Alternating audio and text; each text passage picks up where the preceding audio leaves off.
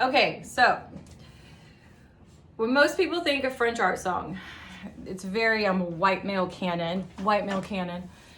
You get, they say like Faure, Duparc, and Debussy. I'm not covering Duparc. Sorry, I'm not sorry. Not doing it.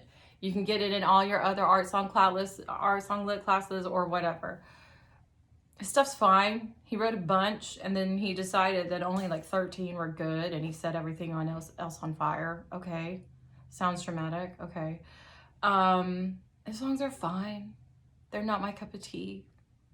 I personally tend to prefer music with space, and his just stuff sounds like really heavy and thick and stodgy. Some people are into that. I'm not. Someone else. I think there's more things to talk about in French art song than his 13 songs. Okay, so we're going to talk about Faure, which we have to. I wish I liked Faure more than I do. He's kind of like a pork chop. Like, I like pork chops. Like, they're fine. They're fine. But I'm not going to get super excited if a pork chop is for dinner. But sometimes that pork chop can be amazing. And you're like, this is amazing. But it's like, some people really enjoy Faure. And good for them. Some people really like pork chops. So he had 3 composing periods. He was engaged to Viardot's daughter. Yeah, daughter, not granddaughter. Daughter, I believe. Daughter, yeah. So he almost married into the Viardot family. He didn't, though. It didn't go through. It didn't stick. So he had an early, middle, and a late period, which a lot of composers do. The early one's the more simple one. The middle one is the more like more commercially, I guess, and then the later one is more experimental and avant-garde, and he's no exception. He wrote a bunch. He wrote like 400 stuff. I do like his Requiem. He wrote a beautiful Requiem, and I like some of his songs. So a lot of you know Lydia. Lydia is from his first period. And so is À présent rêve, which is in your listening journal. It's nice. It's pretty.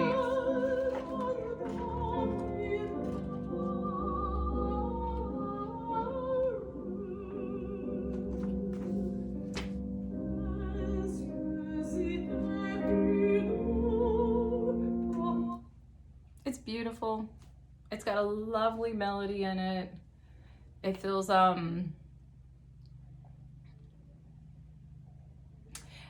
it feels like disconnected. All of his stuff feels disconnected, but I think a lot of French music feels like disconnected to me. And that's, I think, where it gets more when they talk about sentiment.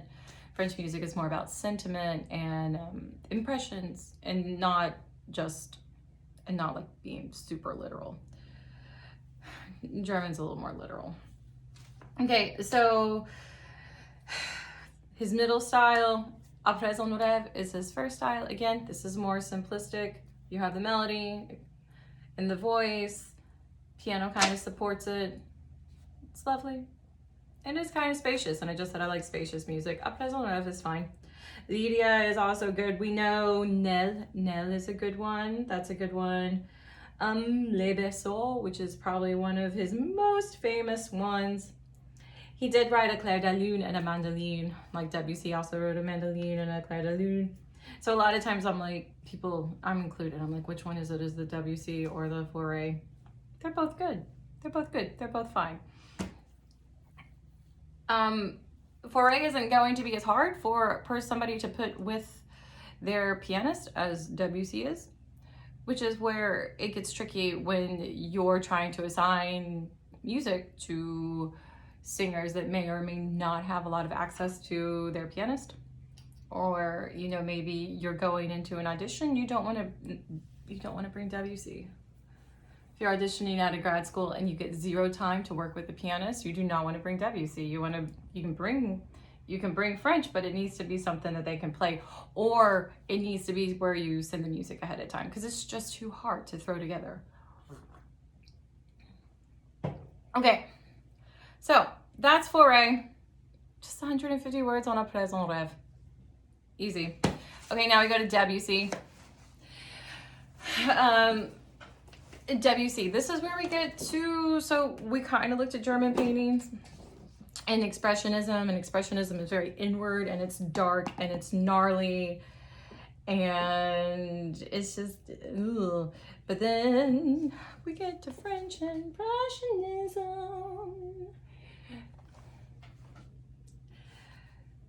Oil paints were invented at this time so they could take their paintings outside. And it's all about the way that light reflects, and none of these are all like little dots. They're little dots. It's not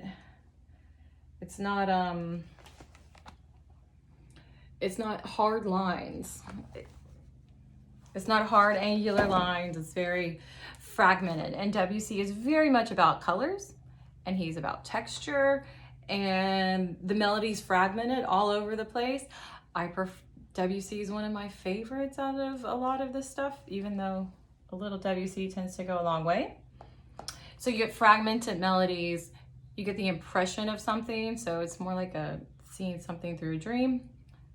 And yeah, texture. I gave you Fantoche to listen to, which is really one of my favorite Debussy paintings. Not paintings, oh my gosh. I was thinking of Monet. Debussy, this is like it's kind of like a vignette of being at like a freaky carnival. Let's play this one. This is from the Clair de Lune cycle, so this...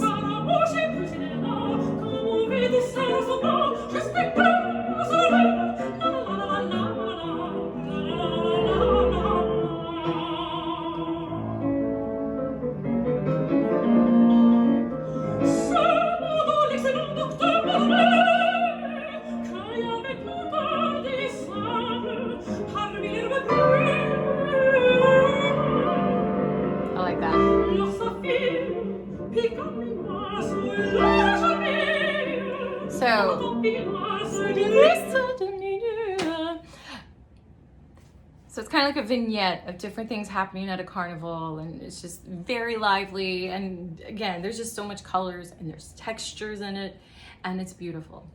That's all you need to know. Debussy was very, it was like such a kind of like a hard ass in a good way, Yeah, so he wanted everything to be very specific. He would walk out of concerts. If he would get bored, he'd be like, this sucks, and then like leave. Kind of like Beethoven, but not Beethoven. Yeah, so yeah, that's Debussy. It's big on poetry, colors, space, harmony, melodic fragmentation. And then we get Debussy, and he also wrote the Mandoline, and he also wrote a Clair de Lune, and it's just lovely.